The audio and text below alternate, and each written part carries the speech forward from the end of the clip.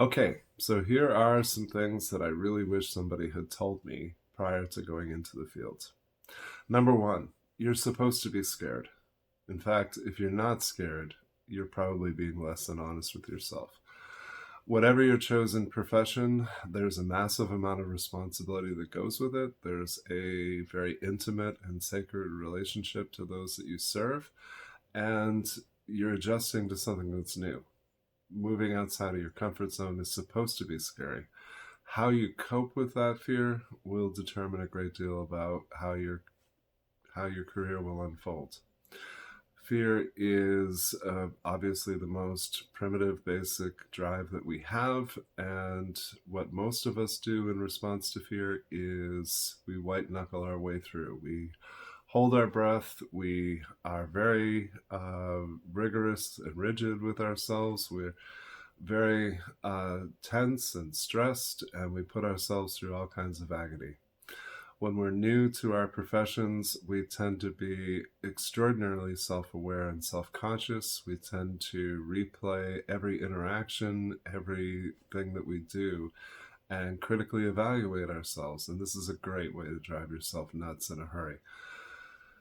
I urge you to be fair in your judgment. I urge you that whenever you're stuck or feeling down, that you consider a colleague or a friend in your shoes. And my belief actually is that you'll see it very differently.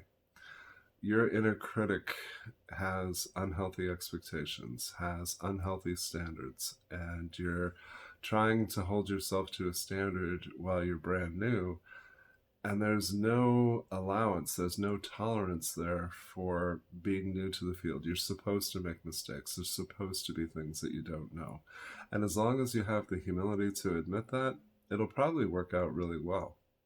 When I work with new therapists, I always encourage them to say to their clients, I don't know the answer to that, but I'm going to find out. And the next time we get together, I'll have some ideas for you. My favorite thing about being a clinical supervisor is sharing with people all of the mistakes that I made, so ideally they won't have to. Um, Normalizing the experience of being new to the field and helping people to take pressure off of themselves. When we're scared, we stress ourselves out. We put the weight of the world on our shoulders and we just push through. And this is learned behavior. This is something that most of us learned in our family of origin, and we're not even aware that it is having a significant impact on how we are professionally. I urge people to be patient with themselves, to be kind, to use the golden rule in reverse. Chances are, if you're anything like me, you don't struggle to treat other people well, you just struggle to treat yourself well. But there's an important lesson to be learned, particularly if you're working with people who live with mental illness, people who live with substance use disorder, or anybody who's a survivor of trauma. And this is a hard adjustment. But the simple truth is that we're able to see through you. We're able to see who you really are. We know when you're being a hypocrite, and that will limit your effectiveness. My favorite thing about being a counselor is that I have to practice what I preach. I don't like being a hypocrite. So whatever advice I dispense to my clients is advice that I have to live by. And it's okay if there are areas that you find yourself being a hypocrite. You have a choice. You can see those as reasons to be ashamed and to beat yourself up, or you can see them as opportunities and as high motivation to change and to become healthier and more comfortable within yourself, because those are the real keys to effectiveness.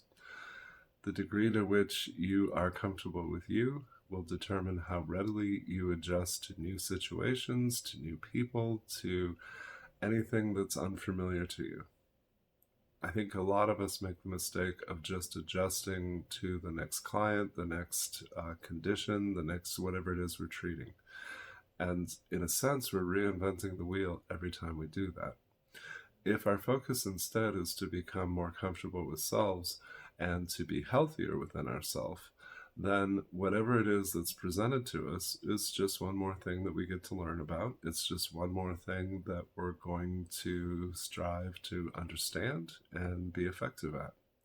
So, Take some time, consider in general, how patient are you with you? Please also consider that being patient with someone is a very kind thing to be. And if you're anything like me, you don't have a lot of experience being kind to yourself.